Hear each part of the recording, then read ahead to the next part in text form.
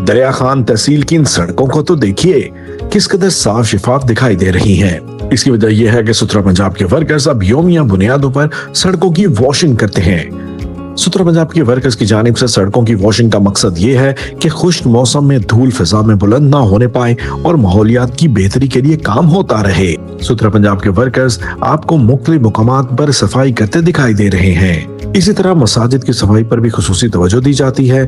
मसाजिद इबादत गाहों की सफाई का मकसद भी ये है कि इबादत के लिए आने वालों को एक पुरसुकून और साफ सुथरा माहौल मैसर आ सके।